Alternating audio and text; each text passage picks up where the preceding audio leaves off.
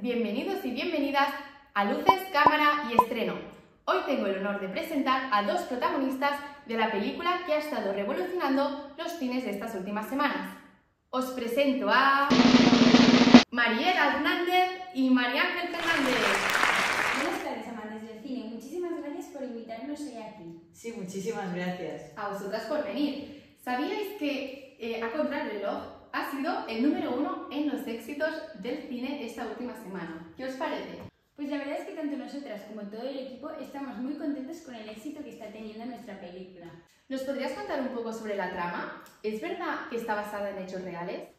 Pues de hecho sí, Mari y yo estudiamos medicina juntas y ahora aproximadamente unos 7 años, en una de nuestras primeras guardias, cuando ya estábamos que nos caíamos del suelo del cansancio que teníamos, se nos presentó a urgencias una niña pequeña llamada Paula, de 8 años. Así que fue vuestro primer caso en urgencias. Pues sí. ¿Qué tiempos aquellos? Bueno, pues Paula acudió a urgencias por un intenso dolor de cabeza y acompañado de fiebre y vómitos continuados.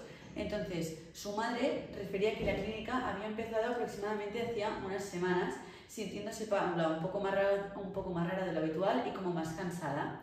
Su madre le dio un paracetamol, pero como vio que los síntomas no remitían y la fiebre continuaba y los vómitos aumentaban, hizo lo que cualquier madre habría hecho y la trajo a urgencias. Le preguntamos si tenía ya alergias conocidas, si había hecho algún viaje recientemente, si tenía alguna enfermedad crónica, y como nos negó todas estas preguntas, tuvimos que realizarle una exploración física.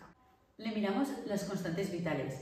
Para aquellos que queréis estudiar medicina, las constantes vitales es la primera cosa que os tenéis que saber, que estas son 5, y son la tensión arterial, la frecuencia cardíaca, la frecuencia respiratoria, la saturación de oxígeno en sangre y la temperatura corporal.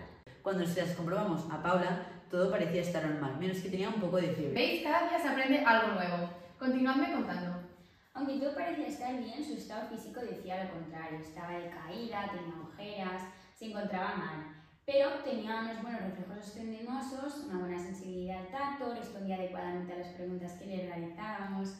Eso nos hizo descartar que fuera cualquier tema neurológico. Pues bien, descartamos una patología neurológica.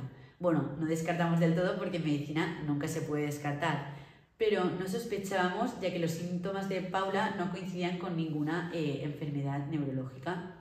Entonces decidimos realizarle la maniobra, una maniobra que consiste en colocar al paciente en decúbito supino y flexionar su cadera 90 grados. Entonces se intenta extender su pierna hasta la altura de su rodilla. Si el paciente al hacer esto experimenta dolor en la región lumbar o como que opone resistencia, se puede decir que el paciente da positivo en el signo de Brudinsky y efectivamente Paula daba positivo. Entonces este signo es súper característico de la meningitis y empezamos a sospechar de que Paula podía estar padeciendo meningitis. Me parece súper interesante. Hasta me dan ganas de dejar el periodismo. Bueno, entonces, ¿qué es la meningitis? Porque yo realmente no sé lo que es. Pues mira, Che, te voy a dar a ti y a todos los que estáis viendo este programa un truco que nunca falla para cuando no os acordéis de una palabra, y es pensar de dónde proviene. Si analizamos la palabra meningitis, itis quiere decir inflamación e infección, y meninges son las membranas que recubren nuestro cerebro y la médula espinal. Por lo tanto, meningitis significa inflamación e infección del líquido que recubre, que se encuentra en las membranas de nuestro cerebro y de la médula espinal. Ay, y me acabo de acordar que no tuvimos claro desde el principio que fuera una meningitis. De hecho, íbamos a pensar en que Paula padecía una encefalitis, pero como su examen neurológico era correcto, lo descartamos.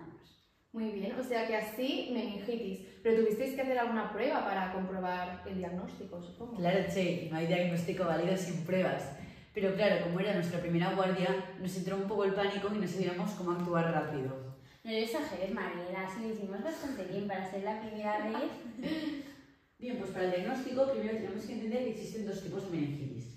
Existe la meningitis bacteriana y la de tipo vírica. Aunque sus síntomas son muy parecidos, los tratamientos de estos dos tipos de enfermedades son muy diferentes.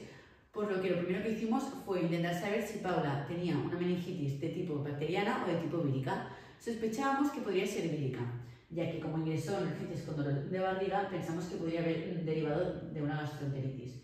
Pero por si acaso le pedimos una serie de pruebas que incluían un hemograma y una punción lumbar. Pero claro, las pruebas tardaban algunos, como mínimo 2 días.